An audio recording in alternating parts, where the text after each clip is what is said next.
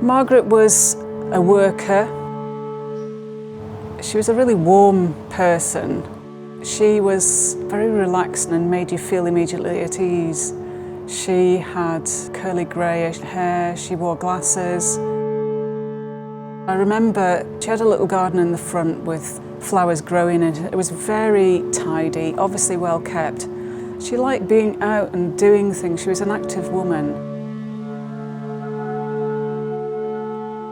The sad thing was that although that was one of her main pleasures in life, she'd actually had to give it up because she simply couldn't bend down to tend the garden without getting really short of breath.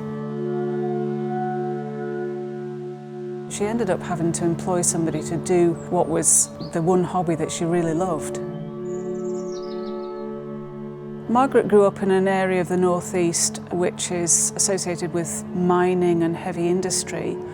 Peterlee itself, the town where she lived, was developed in the 1960s particularly, and there's a lot of experimental architecture which included the use of asbestos in a lot of the construction there at the time.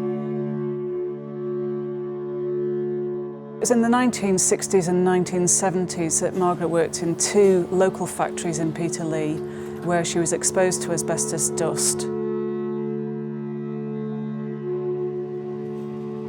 I think that when Margaret was told that she had the industrial disease Mesothelioma caused by asbestos exposure, it was a bit of a mystery to her at first, but was pretty sure that she must have been exposed to asbestos at work.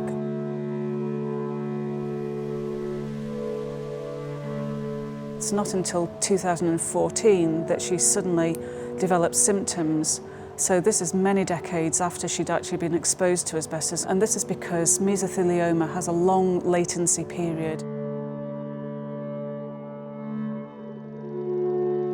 Past asbestos exposure keeps affecting people like Margaret even today because there's so much asbestos still in the environment, and so we can anticipate that a lot of people are still going to develop these diseases in the future.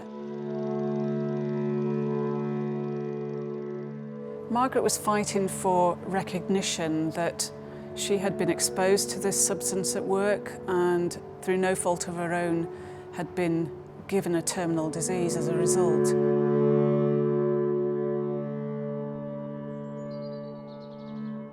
Her family were always around her. She liked being out and doing things. She was an active woman. Yeah, she loved her life.